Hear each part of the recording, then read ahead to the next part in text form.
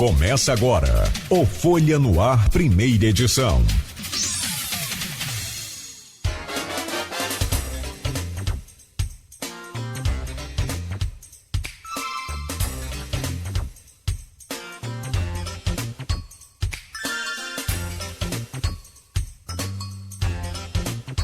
Sexta-feira, 13 de março de 2026, começa agora pela Folha FM 98,3, emissora do Grupo Folha da Manhã de Comunicação, mais um Folha no Ar. Estamos ao vivo pelo Face, YouTube, Instagram, você confere este programa daqui a pouco em podcast, logo mais reprise na Plena TV, pelo nosso aplicativo de rádio.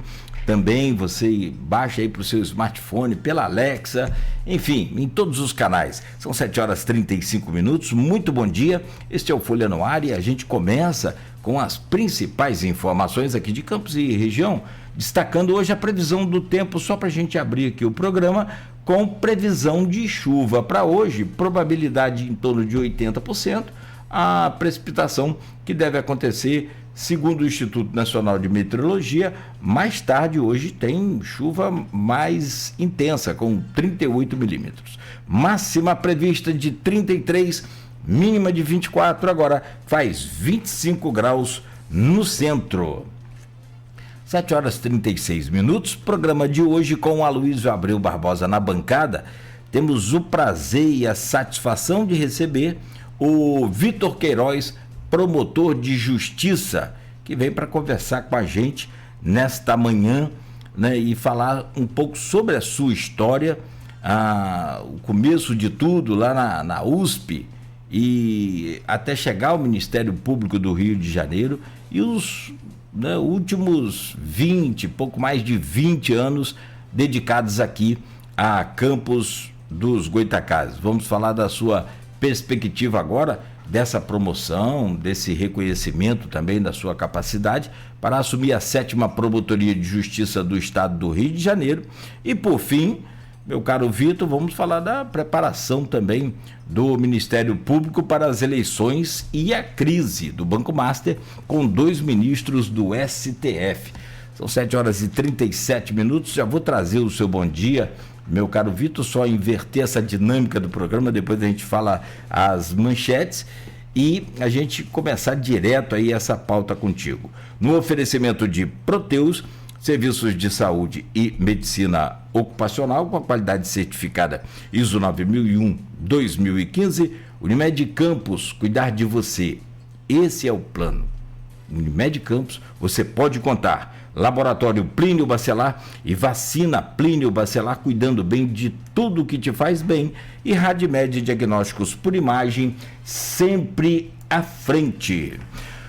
Vitor Queiroz, promotor de justiça da 3ª Vara da Família de Campos, conversa com a gente nesta manhã. Traga o seu bom dia, meu caro Vitor. Você sabe que, assim, são quase 35 anos de profissão, de comunicação. E, claro, algumas notícias, alguns assuntos, assim, numa roda de conversa, você não gosta de falar, você para e sai e não fala. Mas para quem trabalha com informação, no caso o Aloysio, que é jornalista, aqui, eu que sou radialista, tem algumas notícias que a gente só fala mesmo porque tem que falar, é obrigação. Algumas entrevistas também são assim. Algumas notícias, por exemplo, eu não gosto de falar Flamengo campeão. Aí o pior é que toda hora tem que falar essa... Meu pai eterno. Algumas entrevistas, como despedida. Eu estava pensando, falei, cara, mas não é bem despedida. Na verdade, é um pouco de comemoração pelo sucesso do reconhecimento da sua capacidade, da sua ética, que o sistema faz, e isso é bom. Você vai para a capital, vai para a 7ª Promotoria de Justiça, tem aí esse novo desafio. E por outro lado também não é despedida, né, Luiz? Porque é gratidão por esses anos todos de dedicação aqui ao nosso ministério. Então fica aqui já de antemão nesse bom dia, te cumprimento e te agradeço por tudo, não só por estar hoje com a gente aqui. Vitor, bom dia, bem-vindo, prazer falar contigo sempre.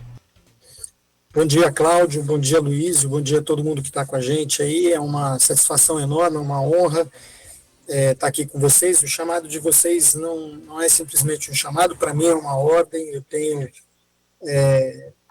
uma enorme satisfação de estar aqui conversando, me sinto muito à vontade conversando com vocês, trocando ideias, dialogando, e tenho, do ponto de vista futebolístico, coincidências tanto com o Cláudio quanto com o Aloysio, porque como São Paulino, eu sou tricolor como o Cláudio, e como São Paulino tenho algumas também coincidências com o Aloysio, como títulos mundiais e nunca ter sido rebaixado, enfim, são coisas que só algumas equipes especiais têm, alguns times especiais têm.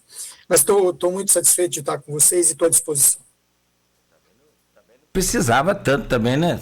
O Tricolor acabou de ser campeão da Libertadores aí, tem uns 2, 3 anos só. Eu sei como é isso, já fomos 3 vezes. Eu sei. Como diria Bruno Henrique, vocês são outro patamar, eu entendo. As glórias, o hino já fala, né? As suas glórias vêm do passado, né? Mas o mesmo hino também diz que no Fla-Flu é um ai Jesus.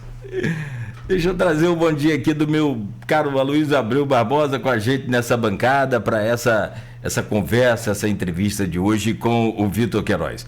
Aloysio, bom dia, bem-vindo, obrigado e bom sempre contar com você aqui. Bom dia, Nogueira, bom dia, Vitor, obrigado pela presença. Vamos conversar um pouco nesses 3 próximos blocos. Como diria Nogueira, é um misto de sentimentos, né? É uma despedida e também é uma saudação, um orgulho ter você evoluindo na carreira, indo para um carro que a gente sabe que muitos pares seus ambicionam, né? Que é ir para a capital.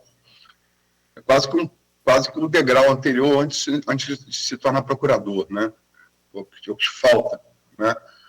E tenho certeza que pela carreira sua aí vai ser tão natural quanto o Flamengo ser tetracampeão da Libertadores, é o único tetra brasileiro, né, da Libertadores. Você falou, o único campeão mundial, bastava falar só isso, porque no Rio, infelizmente, nós somos o único, né? Nós somos o único campeão mundial. Né? E somar os outros 3, dão 3 Libertadores. Nós temos mais Libertadores que os outros 3 somados. Mas isso também é besteira, porque, de fato, no Rio existem 2 torcidas. A maior é flamenguista e a segunda é de flamenguista. Essa de flamenguista se divide em 3 facções. Aí tem a mais numerosa, que é o Vasco, né? E aí depois disputa para saber quem é a menor, o Botafogo e o Fluminense. Um diz que é um, outro diz que é o outro, né? Mas, enfim. Vitor, paulista, formado alma mater na grande universidade da América Latina, que é a USP, né? Fundada ali nos anos 30, por gente como Fernando Brodel, para ser professor, né? O maior historiador do século XX. Passa para o concurso público 96 para o Ministério Público do Rio de Janeiro, fica em alguns municípios, São Francisco, alguns municípios da região, também roda outros municípios fluminenses, e os últimos 20 anos, né, em Campos, dividido, né, em duas promotorias, né, mais recentemente a de família, né, mas também a promotoria civil, onde você ficou também por cerca de uma década. Fala um pouco dessa história, da origem dela até o presente momento. Pois é, Luiz. Na verdade, eu não tinha exatamente nenhum desses propósitos. A única coisa que eu sabia quando era menino, lá atrás, quando era moleque, lá em São Paulo, é que eu tinha que estudar e tinha que trabalhar, seguindo o exemplo dos meus pais, né? E não fazia ideia de que eu um dia viesse a estudar direito. Era um menino que gostava de jogar bola, gostava de correr, gostava de praticar atividade física, e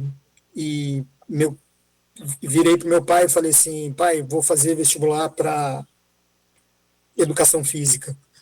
E ele virou para mim e falou: Vitor, eu nunca interferi na sua vida, acho uma profissão extremamente digna, a educação física, ser educador físico, mas eu acho que não vai encaixar com você, pelo que eu te conheço. Eu falei, pô, pai, mas aí, o que você me sugere? Tal. Ele falou, não sei, vai estudar administração, vai estudar direito. Aí, ouvindo meu sábio pai, e percebendo que o time de handball do meu colégio estava todo indo para a faculdade de Direito, da USP, em geral, eu falei, é com eles que eu tenho que ficar, eu quero continuar jogando com eles. Tal. Então, eu fiz vestibular para Direito na USP, basicamente por isso. Por causa do handball? Era uma forma de eu manter com a minha turma, de eu me manter com a minha turma, né? Eu não fazia muita ideia, eu não tenho tradição de jurídica na família, nada disso. E ali, evidentemente, eu tive condições de ter uma boa preparação para o vestibular na época, evidente que na época era muito diferente, nós estamos falando aí do final da década de 80, né? E ali fui me encantando pelo direito, também pelas atividades na Associação Atlética Acadêmica 11 de Agosto, da Faculdade de Direito da USP, mas também não tinha ideia de seguir carreira no Ministério Público. Eu, na verdade, era um grande apaixonado pela advocacia. Minha vida toda da faculdade, eu trabalhei como estagiário em escritórios de advocacia e tinha essa ideia.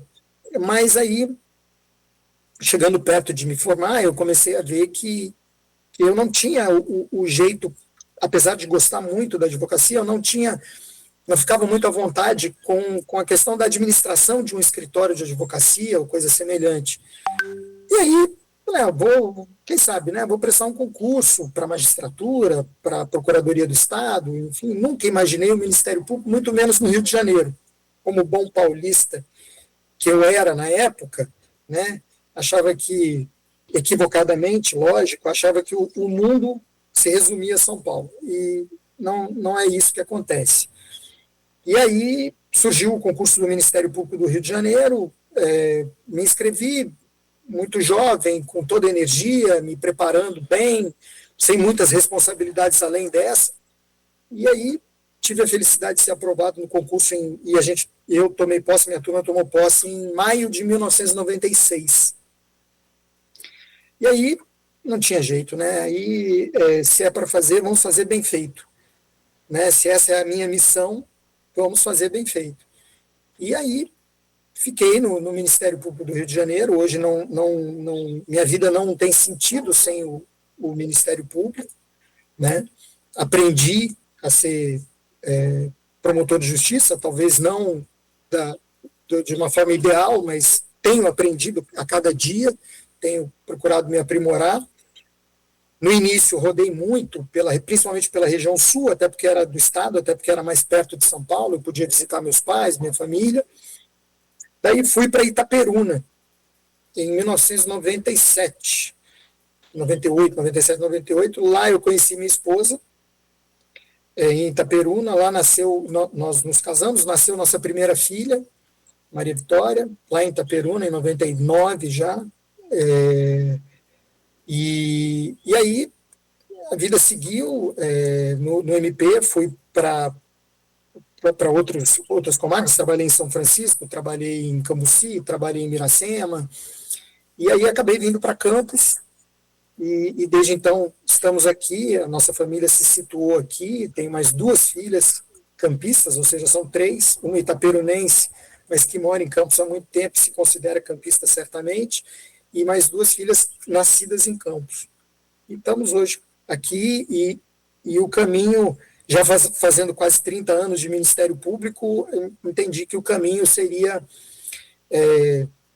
mudar um pouco os ares, tentar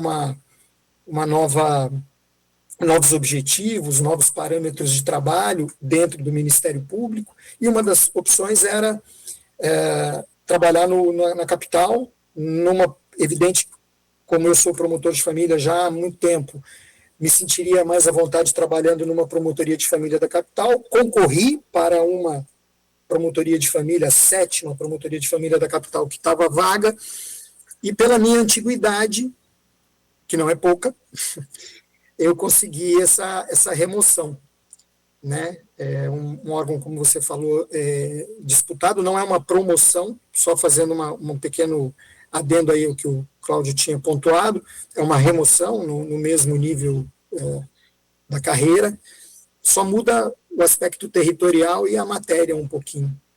E é isso. Ou seja, acho que tenho que residir no Rio de Janeiro, vou ter que passar a residir no Rio de Janeiro, mas como a gente tem esse conceito de domicílio múltiplo também, que todo mundo pode ter, por enquanto a família fica por aqui, e eu também, de certo modo, indo e vindo, né? Aprendi a gostar de Campos, me sinto bem aqui, é natural para mim estar aqui, e não pretendo tirar o pé daqui de Campos tão cedo. Sou apegado. A questão da promoção, se de fato fosse, então, não seria de forma nenhuma injusta, pelo contrário, seria justíssima. Mas você também tá igual, tipo esses memes da internet, você tem a capacidade de arrumar problema para você mesmo, né? Tá tudo calmo aqui, tá tudo tranquilo. Não pode cantar aqui, né? Vou dar um pulo lá no Rio para ver como é que fica essa vida mais tumultuada. O Aloysio lembrou de algumas passagens desse caminho seu, de outras varas, e hoje você está na 3ª vara da família, mas com uma atenção especial voltada para a saúde mental. Eu queria que você falasse um pouco sobre isso, porque assim, a gente vive um mundo hoje extremamente diferente. Nós aqui somos contemporâneos, cinquentões, vamos dizer assim, mas, cara, bem diferente do nosso mundo. E eu queria que você trouxesse um pouco dessa bagagem, dessa experiência que você teve exatamente nesse campo da saúde mental, porque também tem uma outra dificuldade da população, que é de saber acessar o Ministério Público. A gente vê vários vídeos, várias gravações de internet, as pessoas falando: cadê o Ministério Público que não vem aqui? Como se o Ministério Público tivesse poder de polícia, e não é bem assim. Então, como que você traz essa experiência sua nesse campo da saúde mental através do Ministério e da 3ª vara da família? Pois é, Cláudio, na promotoria junto à 3ª vara de família, a minha atribuição para, além de outras, para a saúde mental individual. Eu não tenho atribuição para a tutela coletiva da saúde mental. Existe uma outra promotoria de tutela coletiva que tem essa atribuição. Mas os casos individuais são encaminhados, sim, quando se trata de pessoas em situação de vulnerabilidade, com algum adoecimento no campo intelectual, são encaminhados para as promotorias de família, aqui de Campos, né, em Campos. E isso realmente tem sido um grande desafio e tem sido uma fonte de aprendizado constante. O que a gente percebe é que existe uma demanda das famílias um pouco reprimida, né? As pessoas às vezes não percebem e não reconhecem, isso é natural, é do ser humano, custam a identificar que eventualmente tem em casa uma pessoa na família que tem algum adoecimento no campo da saúde mental, né? E que demanda uma atenção especial. É evidente que e isso causa um adoecimento, se não for bem administrado, não só para a pessoa, mas também na família, né? Porque pessoas que são, assim, digamos, neurodivergentes, né? Se a gente pode usar essa expressão, elas demandam uma atenção especial, né? Inclusive, principalmente do poder público. Então, ainda tem essa história da pandemia, né, que todo mundo ficou trancado em casa durante um bom tempo e o atendimento a essas pessoas também ficou reprimido. E assim, eu como promotor de justiça, eu não sou médico, não sou psicólogo, não sou assistente social, costumo dizer isso, né? Então eu não tenho a solução técnica para esses casos. eu posso fazer um encaminhamento jurídico na defesa dos interesses individuais indisponíveis dessas pessoas, acionando o poder público, quando é o caso, para que haja a prestação de serviços públicos na área da saúde mental para aquele caso individual, ou às vezes, até mesmo pedindo, quando a pessoa está em situação de extrema vulnerabilidade, quando a família os laços familiares estão fragilizados, chegando, e a pessoa não tem condição de discernimento, de praticar os atos da vida civil de modo autônomo, chegando também a pedir a imposição de curatela. É a antiga interdição, né? Que é uma expressão que hoje em dia já não se usa mais em função da Lei Brasileira de Inclusão, para que essas pessoas possam ter alguém que as represente para praticar os seus negócios, para ir ao INSS, para ir ao atendimento médico, enfim. E a gente tem que ter um trato muito especial nesse campo, né? Porque são pessoas que demandam atenção extraordinária, atenção especial. E eu acho que a gente tem muito a caminhar ainda nesse campo. Tanto o Ministério Público, quanto o Judiciário, quanto o Poder Público, o Executivo, quanto a sociedade, as famílias, a comunidade, e compreender isso. Compreender esses fenômenos, né? Para incluir essas pessoas. Vitor, queria que você falasse um pouco mais dessa sua origem. Você hoje, basta ouvir você falar, você não tem acento de paulistano. Mas, enfim, quem te conhece um pouco mais sabe que faz parte indissociável da sua formação, do seu ethos, né? Essa origem paulista. Paulistana, para ser mais específico, né? Em que isso, você acha que isso, você falou da diferença de São Paulo e Rio, sabe que é uma rivalidade histórica, né? Desde o Império tem essa rivalidade, na República bem mais, né? Revolução Constitucionalista de São Paulo foi bombardeado pelo exército brasileiro, enfim. Historicamente tem essa coisa, né? Como é que isso te moldou, pessoalmente e profissionalmente? Olha, Cláudio, Aloysio, desculpa, duas coisas, eu acho. Eu acho que é uma questão de personalidade.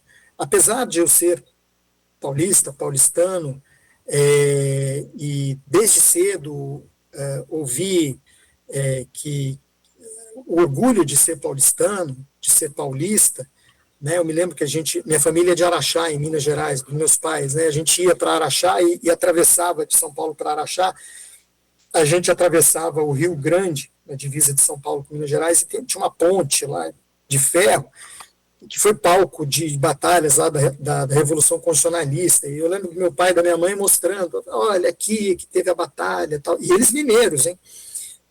Mas radicados em São Paulo. Mas apesar disso, eu acho que por uma questão de personalidade mesmo, eu nunca acreditei piamente nessa divisão, né? Eu sempre fui aberto, minha cabeça sempre foi lá no fundo aberta para compreender que o mundo não se resumia ao lugar onde eu nasci, né? E outra coisa, quando eu cheguei ao Rio, e eu me lembro que foi numa das últimas, na entrevista, antes de tomar posse como promotor de justiça, um dos procuradores de justiça me perguntou, você veio de São Paulo, que é um lugar diferente, você está preparado para trabalhar no interior do Rio de Janeiro, em que os municípios têm uma estrutura mais precária e etc. E aí eu me surpreendi com aquela pergunta e a resposta que eu dei foi a seguinte, falei, doutor, até hoje a vida foi muito generosa comigo. Eu tenho uma excelente formação de família, pude estudar em bons colégios, fiz uma universidade pública. Então, eu acho que, se for isso que o senhor está falando, é hora de eu retribuir, né? É hora de eu dar a minha contribuição diante de tudo que me foi depositado como investimento, né? E assim foi natural para mim. E eu hoje em dia, me sinto muito mais à vontade no Rio do que em São Paulo. Eu confesso, lógico, o tempo passou, São Paulo já não é mais São Paulo que eu deixei há quase 30 anos atrás. Mas hoje em dia eu me sinto mais à vontade no Rio. Sou fascinado pela história do Rio de Janeiro, pela história de Campos, e, enfim, não vejo muita diferença, nem dificuldade em compatibilizar essas duas diferenças, né? A única coisa que eu mantenho como de origem mesmo é o fato de eu, no Rio de Janeiro, torcer para o São Paulo. Confesso que eu posso ter uma certa simpatia, abro uma exceção pelo Madureira, mas, tirando isso, São Paulino. Me perguntam aqui, mas aqui no Rio você torce para que time? Não, aqui no Rio eu torço para São Paulo. Né? Não tem essa. Mas essa coisa de futebol, né, é uma coisa moldada quando a gente é criança, né? Eu sou de uma família de tricolores, né? Mas eu vi Zico jogar, então não tem jeito, né? Mata muito a sua infância. Mas, Vitor, nesses 20 anos em Campos, se você dissesse, se eu te perguntasse qual foi a experiência mais marcante e a mais difícil que você teve, o que você me responderia? Luiz, eu acho que eu não teria como dizer uma especificamente. Cada época, uma experiência e assim, eu ainda continuo tendo experiências marcantes no meu trabalho aqui em Campos. Mas eu posso elencar várias, que naqueles momentos específicos foram extremamente marcantes e difíceis, desafiadoras, digo, no trabalho, né? Na época da Operação Telhado de Vidro, 2007, por aí, houve uma... né? Isso. Houve uma... Eu naquela época, estava na Promotoria de Investigação Penal. Fiquei por um ano. Quando eu cheguei, praticamente voltei para Campos naquela época, eu tinha ido e voltado, e eu trabalhei numa questão paralela a Telhado de Vidro. Aquilo foi um momento muito marcante, porque vislumbrou-se ali uma série de irregularidades na administração pública e... Contratação de shows, não foi? Perdão? Foi na contratação de shows, não foi? A Telhado de Vidro? Foram obras emergenciais. Foi dispensa de licitação em obras emergenciais. E aquilo demandava uma operação de busca e apreensão de documentos na prefeitura e tal, que tinha que ser feito, independentemente de responsabilidades, até para a gente compreender o que era. E eu confesso que naquele momento percebi, e foi muito bom, porque tudo funcionou bem, o mecanismo judicial e do Ministério Público funcionaram muito bem naquele momento, né? E aquele foi um momento marcante do meu trabalho. Outro momento marcante, e aí já trabalhando pelo GAECO, foi a situação envolvendo a delegacia de Italva. Não sei se vão se lembrar da Operação 147, em 2012, mais ou menos, porque, enfim, era uma questão que demandava um questionamento sobre o funcionamento do próprio sistema de persecução penal, né? Era meio que cortar na própria carne, não propriamente no Ministério Público, mas havia ali uma notícia de que talvez as coisas não estivessem funcionando muito bem na polícia. E isso foi desafiador. Teve também a situação, óbvio, meninas de Guarus, não preciso dizer, quem é da época aí sabe, apesar de eu ter atuado só pontualmente na deflagração da ação penal e na realização de audiências, lá no plenário do júri, no fórum, foi também bem desafiador, e tantas outras situações. E aí são casos pontuais. Imagine uma pessoa com deficiência, uma pessoa transgênero, uma pessoa com deficiência intelectual e física, uma pessoa em situação de rua, uma pessoa que usa nome social porque é transgênero. E eu já trabalhei num caso assim aqui em Campos. Essa pessoa reunia todas essas características e precisava de assistência médica e se recusava a ter assistência médica e etc, e não tinha família, e isso é um caso individual, anônimo, mas muito desafiador e muito marcante. Enfim, são várias passagens com o nosso querido e eterno colega Marcelo Lessa Bastos, tanto em Itaperuna quanto em Campos. Nós talvez apresentássemos aí personalidades um pouco distintas, mas nos dávamos muito bem. Acho que a gente se complementava um pouco nesse aspecto, e eu tenho muita honra de poder ter trabalhado e aprendido com o Marcelo. E ele brincava comigo, ele falava assim: Vitor, quando tiver uma coisa assim muito, muito rumorosa e para eu trabalhar aqui, eu vou te chamar para você fazer um contrapeso, né? Que aí o trabalho pode sair mais ponderado, mais, né? Eu não sei se ele estava querendo dizer que eu era devagar, né? E ele muito acelerado, mas, enfim, a gente se entendia muito bem, nem sempre concordava, mas eu posso dizer que foi também muito marcante trabalhar com ele e aprender com ele sobre tudo. Marcelo, como diria o Nogueira, dá para fazer uma série de Netflix só sobre Marcelo, né?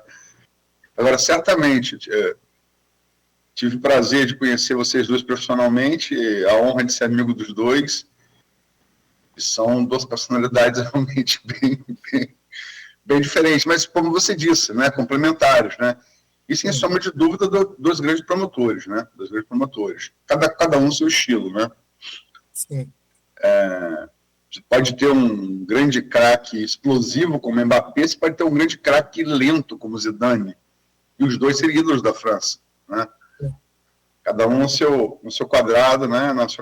na sua característica. E os dois camisa 10 da França também, né? Enfim, os dois campeões do mundo pela França. Mas você citou alguns casos aí, você também participou da Operação Chaquinho. Chaquinho também. E a gente tem até hoje resquícios dela. Garotinho, o único entrave que ele tem para poder se candidatar na seleção é uma consequência da Chaquinho no Supremo. Se eu não me engano, está na mão de Zanin, se não me falha a memória. E já tem algum tempo a Chaquinho, né? Você pode falar um pouco da experiência na Chaquinho também? Pois é, naquele momento, eu acabei atuando na Chaquinho meio que como uma componente de uma força-tarefa que se criou naquele momento, né? E o interessante é que as irregularidades que a gente vislumbrou com relação a esses benefícios socioassistenciais para fins eleitorais, eles surgiram de uma notícia dada por uma servidora pública que atuava no front, né? E que entendeu que ali havia uma irregularidade na visão dela, e a gente foi aprofundando. Sem compromisso de dizer que as pessoas têm ou não têm que ser condenadas. O que me pareceu marcante nesse ponto era que, pelo menos a minha busca e a busca dos demais colegas, era sempre de fazer alguma coisa, uma investigação e uma percepção legítima, fosse qual fosse o resultado, né? E aí, assim, naquele momento surgiram centenas de notícias, né? E a gente, por isso, teve até que fazer essa força-tarefa, porque eram muitas notícias de irregularidades, e aí a consequência foi natural. Você falou que partiu de uma servidora, foi uma assistente social, não foi isso? Sim.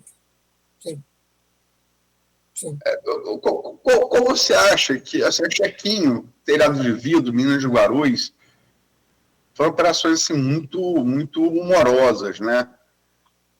Que legado você acha que elas deixam? Quer dizer, duas no campo político, em termos de administração pública, e outra criminal. Mas que legado vocês acham que elas deixaram, como campista dotado que é, para a cidade?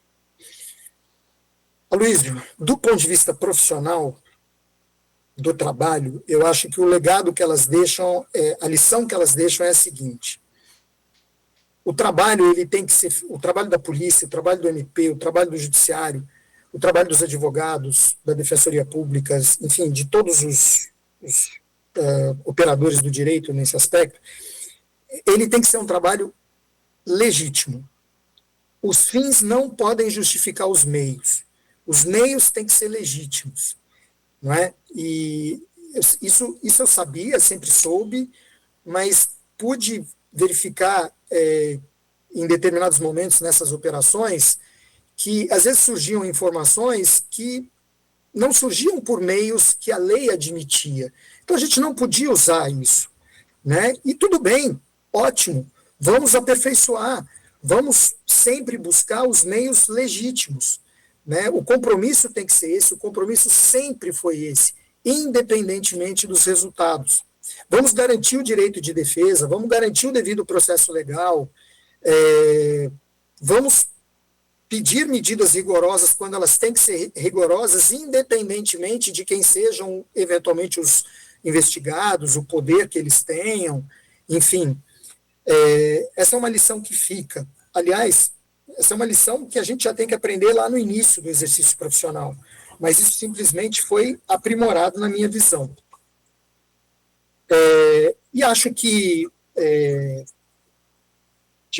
extrapolando aí o exercício profissional como cidadão campista, que hoje eu sou, eu acho que o legado é esse mesmo, de não se contentar e não silenciar diante de absurdos, diante de injustiças, não é? Diante de ilegalidades, e buscar noticiar o que, de fato, é irregular, né? Para que a sociedade possa evoluir, para que possa aprimorar, para que, do ponto de vista civilizacional, nós estejamos cada vez mais evoluídos, né? E eu acho que é por aí, eu acho que são lições, tem eleição esse ano, então que isso fique de lição para as eleições para o próximo ano, para esse ano, para o final do ano, né? Para o cidadão comum não cair mais no risco de aceitar corrupção eleitoral, para que não se aceite mais com naturalidade eventos que impliquem abuso de crianças e adolescentes, que impliquem corrupção, enfim. E aí, Aloysio, se me permite também, um aprendizado que eu tive disso tudo, é a importância do papel da imprensa, né? Que, lógico, eu não diria nem que é um mérito da imprensa, assim como não é um mérito do Ministério Público deflagrar uma ação, não, é o trabalho, né? Mas o papel da imprensa é esse, é o de noticiar fatos relevantes, valendo-se de prerrogativas que lhes são garantidas constitucionalmente para isso, inclusive, né? E emitindo opinião também, lógico, porque, né, a gente tem liberdade de pensamento ainda, mas sem a imprensa, e isso eu aprendi também com o Marcelo Lessa, sem a imprensa, o trabalho do Ministério Público ele é mais difícil. Eu me lembro, a última pergunta, eu sei que Nogueira quer encerrar o bloco, eu não quero te colocar em polêmica, mas passou tanto tempo, né? Garotinho, à época, falava que a Chequinho foi um conluio entre o Ministério Público e a imprensa para eleger Rafael Diniz. Como é que você vê esse tipo de declaração passada aí, estamos falando de passado aí mais de 10 anos, né? Como é que você vê isso? Luiz, eu, ao longo de 30 anos de Ministério Público, dificilmente eu vi alguém acusado de um crime grave pura e simplesmente admiti-lo. Compreendo, respeito, mas discordo frontalmente. Respeito o que disse o ex-governador, mas, assim, respeito, mas discordo porque sei que naquilo em que eu pude contribuir na operação, tudo foi legítimo, né?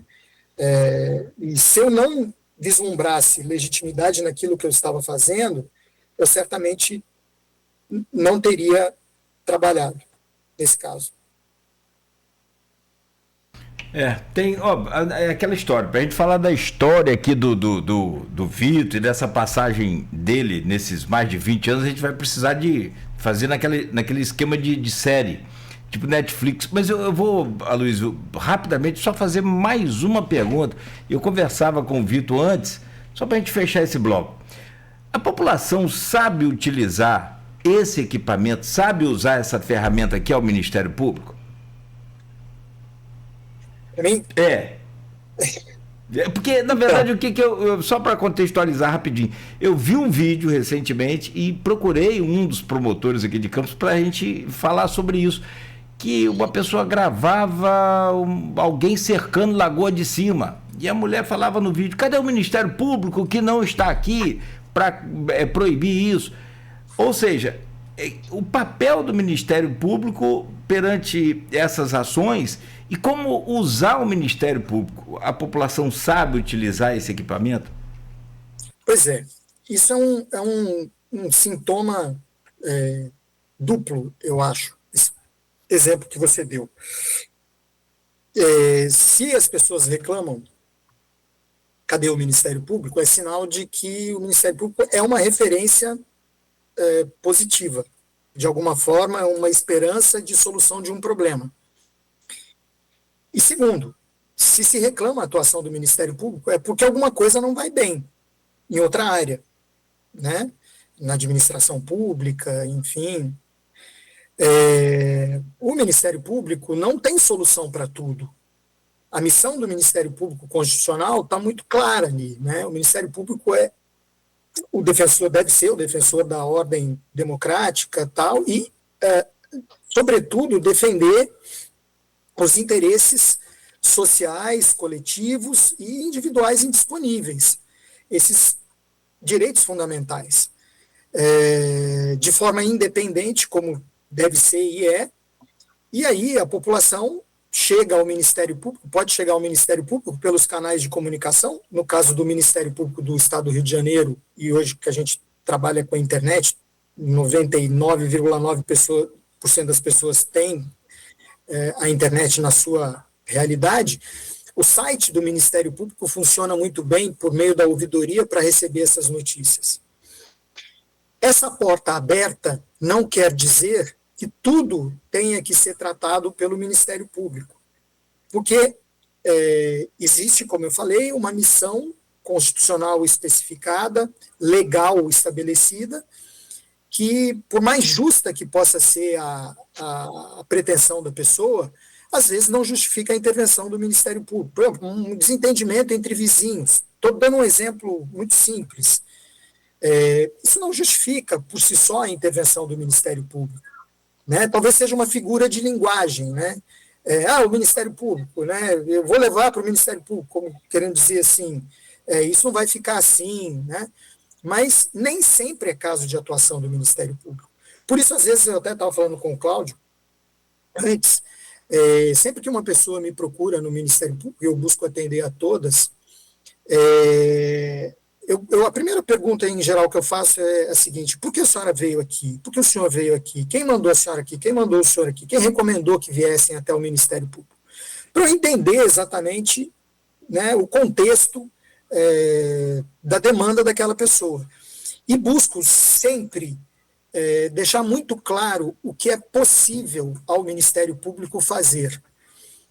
Não me agrada a ideia de como cidadão, ser recebido por um servidor público e ser iludido por ele, imaginando uma promessa de solução do meu caso, quando essa promessa não pode existir.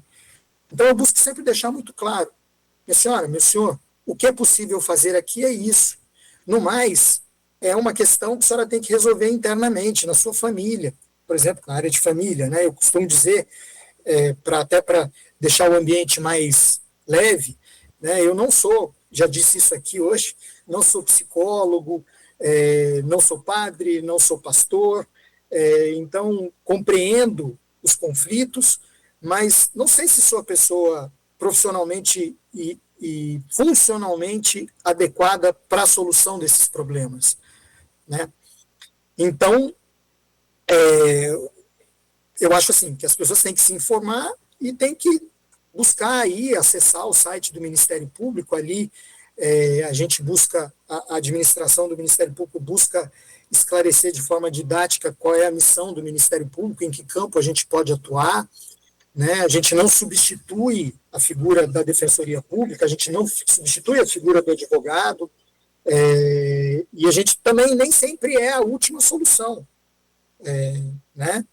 Mas o fato é que o Ministério Público e tem que ser acessível à população, até para que a população saiba que eventualmente não é caso de atuação do MP. Bom, Vitor, são 8h21, Aloysio, você que nos acompanha, vamos fazer uma pausa rápida para a gente seguir conversando. Tem outros temas, vamos falar sobre esse voo aí mais alto agora, o próximo passo, né, que é a 7ª Promotoria de Justiça do Estado do Rio, né, no Rio de Janeiro, e também, né, preparação do Ministério Público para as eleições, né, para quem já passou por período, né, Luiz, 2004, 2006, eleição em Campos, e você estava aqui. Rapaz, tá essa é uma série Netflix, assim, longo. 6 temporadas. No mínimo. Mas eu acho que Vitor vai falar melhor, claro, evidente, ele que estava lá. A gente, como imprensa, aprendeu muito, imagina ele como, né, esse importante órgão da justiça. Então, rapidamente para o intervalo, são 8 e a coisa continua assim, desse jeito. Estou vendo aqui as últimas informações. Pode ter cassação de governador, pode ter eleição direta, eleição indireta, enfim. A eleição direta vai ter, que pode ter ou não indireta, que vai ter também. Mas e se ele Mas é a regra que vai valer, se a mudança da desincompatibilização aprovada pelo Estado, ou se é a regra federal que Paes vai arguir para fazer com que nem Siciliano, nem Michione e nem Douglas Ruas possam ser candidatos. Perfeito. Porque no caso saber sobre essa lei agora, se ela vai ser superior à lei federal, exatamente.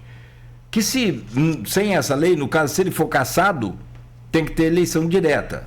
Mas agora tem esse... Perfeito. Né? Se ele for desincompatibilizar, beleza. Então é indireta. Vamos lá, vamos aguardar. São 8h23, então, ou seja, Vitor, não tem paz para você pelos próximos dias também não. Pode ter certeza. Mas você vai saber fazer muito bem, como sempre. Não, mas, Cláudio, só para adiantar, eu não tenho atribuição eleitoral. Não vai nem para aquele, como é que fala, aquele mutirão da justiça? Não.